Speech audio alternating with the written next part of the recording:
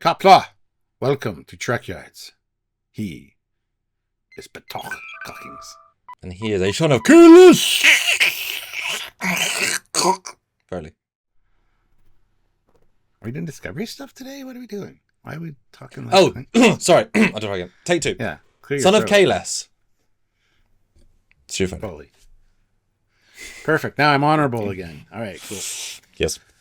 So in the latest episode of Lower Decks, we get to see some more Klingon culture. That is episode 4 of season 5, Farewell to Farms. And it was really quite pleasant to see. So we're going to dive into some of the Klingonness of the episode. Yeah. For you guys today. Yeah, a lot of little attention to detail went to this episode to recreate. I mean, almost nothing here was reused assets. It was all fresh and Klingon-y. We want to highlight what the team did, both where, obviously, I've done the prep, so where I thought they pulled the stuff from, and kind of compare some small things you might not have seen, because, yeah, we want more of these.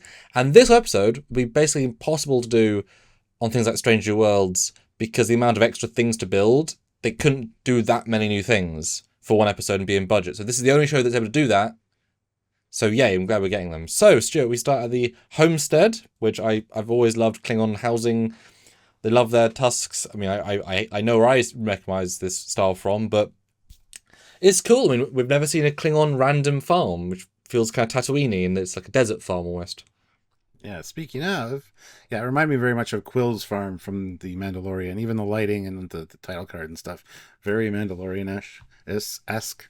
But yeah, it was cool to see, and I always think back to the Enterprise episode with J.G. Hertzler playing a Klingon lawyer, and he says to Archer, "You don't think we're all warriors, do you, Captain? A society needs more than that to run." So, I mean, this is the farming life. Yeah, I mean, this is easily the third most important after warrior, lawyer, is the farmer. Well, no, maybe last year they got up to number 2. The farm of the blood wine. It's a very important role. But no, it's great. These feel Klingon and nice and civilian and gentle, and I recognise the fun, and they're silly, because tusks. But as we do see in the episode, we did see a very brief shot that Klingons have the tusk on their feet. That's why they've got stabby things on their shoes. And also there, I mean, this is a common thing. They like having pointy things. Yeah, so buildings, pointy things. Why not? But it reminded me specifically, and it's not quite as much as I thought, but it reminded me of a book I bought my dad, actually, of a Klingons guide. It's like a tourist booklet, and I remember thinking, wow, that's a cool aesthetic for Klingon civilians. It's not quite the same, but I don't know if it slightly inspired it, because it's certainly not a million miles away. Yeah, I have this book, and I have the Vulcan one as well, and I kind of had that envisioned in my head as well when I was watching this. So glad you pulled this image, because there's a lot of good stuff in that book, by the way. I wonder if they pulled some of the information for this episode from that book, because there's a lot of that kind of stuff in here about what else you can see on Kronos. So. I'd like to think so. And obviously you got the map painting, the famous one of Kronos. This is, of course, the formal, big, important buildings, so it's not quite the same parallel, but I can see some, more the side buildings. Yeah, I see a parallel of basic design. Although it's interesting, the more curved civilian and the more hard-edged, government military. Yeah, and tusks everywhere, which is one of the funniest things from the episode for me, where the tusks he put on the ship got caught in the decorative tusks of the building. They even called it out. But yeah, cool for buildings. Then, of course, you've got the process of blood wine. Now, I originally thought these were gach worms, and therefore they were harvesting that fresh. That's what I thought too first time, yeah. But second time, you notice him dump these worms into a big vat where he steps in and squishes them like you would grapes for wine. Then you see the wine pouring out, and then he's drinking his blood wine, and they mention how good the blood wine is later. So, I mean, it could be that these are also gach, but also, I mean, people do eat grapes. You harvest grapes. Like, Boimler is a raisin farmer. Yes. So, I wish there would be some mention of that. That would have been great. But anyway, so this is maybe a little bit how blood wine is made, which is cool. Yeah, definitely. I mean, I don't, scoff at, I buy this. These random, simplistic things with water, and it's just, I'm a bit sad that the ground is so not fertile and nice looking, but this probably could be very nutritious for worms, etc. They've lived there for a reason, etc. And I guess it implies he's poor because he lives in a less nice place, but right, either here or there. Would you associate Cronus with trees? Not really, I guess. Not really. Don't No. know. But really cool to see the process, and it was just a nice committing to the bit of like, yes, we're seeing it and living it. And damn, if this barrel that we see, if this is a 1-day process, which then goes to the bar, they're drinking fresh blood wine. I doubt that. I doubt it. Usually with this, they put it in barrels, let it ferment for months, and then ship it out. So maybe they were taking barrels that were. That's my assumption. Yeah, it's a never-ending cycle. You got to start the day with one and day with the other. Unless they may like, oh god, can you imagine if that's not water they're pumping into the ground? It's actually like synthahol, like booze, and that's fermenting the bugs, the worms in the process. So like their belly is alcohol based, and that's why they can be harvested in the same day. Crazy, but yeah, great to see. Nice and gentle. Fun. Then we get to bar itself, or at least Klingon society, which again, I love the fact that we're seeing other stuff, right? What do you think about when you saw this, establishment shot? Well, I mean, it's always cool to see stuff like this, and I do like that. Oh, this is the same bar that Martog killed. Whatever. It's like, no, that was in the Kefalo lands. This is a franchise. It's a chain. But yeah, I mean, seeing the band and seeing other Klingons doing their thing, and the guy kind of get insulted by the fact that he called the place a dump, basically, in Klingon. I thought it was cool, and the establishing shot is very, very Klingon. I definitely had flashbacks to DS9, and so good job. Although it's funny when you start breaking it down, it's all cloned pieces, and that's a-okay. Although lack of civilians, that'd be a hell of a lot more effort to do. But I wonder if the surface is more annoying as they travel, because you can see walkways, but no one on them. Yeah, I guess they must be human-sized. I don't know, small thing, but you never see people walking around, really. But, of course, let's compare, because who couldn't notice or not notice that at the bottom, there is the Enterprise-era Klingon transport ship. Did you notice it, Stuart? I did. Yes. And there's a bunch of them, actually, there. There is. This is a very, very, very, very old transport ship. As you can see with my render, same damn ship. And it doesn't fly or anything, so they built it just as reference. How do you feel using a 350-year-old, assuming it was even new then, cargo, transport, shuttle, whatever? It jives with the Klingons. If it ain't broke, don't fix it. They don't change their designs very often, and they do use older ships. So, but yeah, this is the Oversight Council chambers, where they have to go to do the rituals. So, it's not the most important place, probably, but yeah, I think it looks good. Well, you can see in the comparison to Kronos, it's very similar architecture, which is phenomenal. I really want to highlight the under walkways, which you always forget, but they're here and it's really nice and dimensional. But I like sort of cannon points like this, because now I can use the Klingon shuttle from Enterprise in any film in between. It's like, yeah, they use them still, which is crazy, because I would never use it normally, because it's like, this is a centuries old design. But there you go, cannon point. Cool. Well, no birds of prey this week.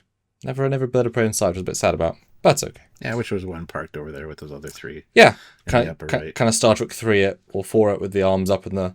Yeah. They could have even asked, if they'd been Synergy, they could have asked Prodigy for their custom bird of prey, got the 3D model, put in the background. Right? They could have. Next shot, though, is a really fun cutaway to almost mid-air chase or mid-air collision. Kind of feels like Coruscant a bit. But yeah, they design original hover speed bike things for Klingons. Biker bikes. And I love he's got batless strapped to the front. That is amazing. That's kind of like a custom design as well, kind of. Because why wouldn't you, right? Yeah. Tremendous. And no armor, civilian garb. Just really fun textural point they're able to do. I want to give them all credit for that sort of stuff. Next shot is the chamber itself, which is a kind of a hybrid of partially the council chamber and then only a holographic version we ever saw of the stabby pain stick. Here it is in real. Pain stick alley. And this one is great because it's divided into sections. Got a blue section, a yellow section, and a red section where the amperage of the pain sticks gets ramped up. And they maintain the look while having the different colors, which I think is great. So, yeah. Different rituals, different styles. Hell of a big room. But yeah, I mean, this is canon being used right. Although, boy, in the original version, they're all hollow characters. It's a lot of guys to sort of, all right, guys, right, in lunch break, well, we'll have this thing at 4. What's that, sir? Paint stick, we're going to do a thing. Oh, okay. I was going to go out for dinner. No, we're going to paint sticks. Or is this just the standard operating, in every Klingon building there's a paint stick division that's waiting? Because there's so many of these rituals. Just beam them in on demand. Yeah, these are all the office clerks and stuff. It's like, oh shit, somebody invoked the 300 something that has been used in 300 years. We need a lot of people. Come on, guys. Office staff, come on. Or if they're the people who get abused slightly by being low rank, and it's their way of venting. I get to be paint stick this week? Yes. Take that, boss. Take that, dad. I will be a captain. I don't know. Cultural, right? But yeah, great replica of being a bit different. And then my personal highlight... TOS, but not Communicator. Because did you know, Stuart, of course you did, that there was a TOS Klingon Communicator that was basically the same as the TOS Communicator, but not. And here's a version. How did you feel when you saw this? That was great. And I love that the incoming Starfleet symbol as well, so you know who's calling. Oh, it's just Ferengi scammers. Even though he knew. A nice hybrid of the two, honestly.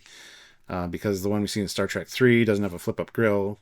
Well, yeah, or Star Trek 3 is a military that's a civilian, because of course, although they're all warriors. But I love that it's such a nice touch, because it could be anything, absolutely anything, and to have it be a TOS flip phone is just nice. And again, a new canon point. That's a common design, because I didn't get the sense it was an old design.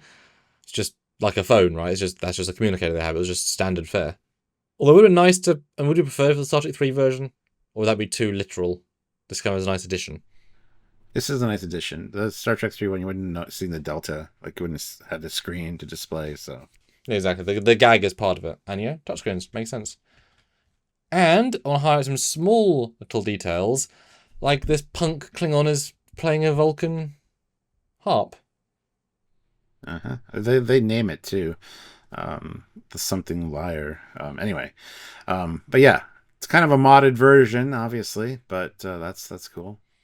Such a fun idea that it's such a good instrument that they're the logical people and they're taking it. Also, there's the paint stick, great replica, little Space Invader style game with a bird of prey. I guess there was a bird of prey in there secretly.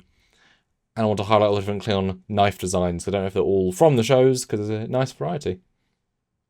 Little details, right? They design those little things, Yeah. I kind of smiled when I saw the little video game thing. I thought that was great. So, yeah. There's a lot in this one that I love. The blood wine thing is great. Because I've always wondered how blood wine was made or what's involved. And I know there is blood in it, but I just thought that was neat. So, yeah. Lower Decks doing what Lower Decks does well. Yeah. Or as common things on the Empire. And the one musician is also using the instrument that the guy on Deep Space Nine, the Klingon, was playing. The big chef guy. So... Yeah, it was cool to see alt music, because it's Klingon opera. This is not Klingon opera. I have a little joke in Trek Shorts, my fan film series, where I mention a culture and different style of music to make you think, Andorian jazz. It's like, oh, okay, makes you picture. So if you said, Klingon rock, Klingon punk rock, you're like, what? Over there. I get it. It makes sense, right? It's cool. So there's a little peek into the Klingon culture thanks to Lower Decks, which, thank you, Lower Decks, for everything you do. But, I mean, these little things, they all add up. You'll see people cosplaying as these Klingon band members at the next SCLV now. It always adds to the layers of the world. So comment down below what you guys noticed. If we missed anything you'd like to talk about that we talked about, let us know in the comment section. Make sure you subscribe to the channel and hit the like button on this video. We really appreciate that. And join us for all of our other content, including lives and all the edited content. And if you want to support what we do here every week, new Trek, old Trek, everything in between, then you can via Patreon. It is monthly, or join the channel on YouTube, also monthly, because monthly donations do let us keep doing what we do here, as you're watching right now. or one-time support via Super Chat on our live. Join one of our many conversation styles and have your 2 cents while putting in more than 2 cents. Because it doesn't need 2 cents. But your figurative 2 cents of, hello, welcome, this is a thought I had, I made this episode, here's what I think, etc. We've had the, everyone from Terra Mataz to Aaron Waltke jumping on lives and saying hello. Crazy! Or you can PayPal us, trekyards@hotmail.com, goes towards the show costs and trips, or just buy a shirt, the link down below. Any and all help us out. That's right. So until next time, honor to you and your house. He is no longer a Patok. He is now just Commander Cockings. And you are still the wonderful Kalas, son of Kalas, in spirit. Foley. Foley. You keep forgetting that last part. Of House Foley. Okay. Of the USS Foley. Of the division Foley, of the sub brand Foley. You got your own Foley Cola and you named your house Foley. All the Foleys. Yes. All right. Thank you guys for watching. Have yourselves a good day. Bye, guys. Bye.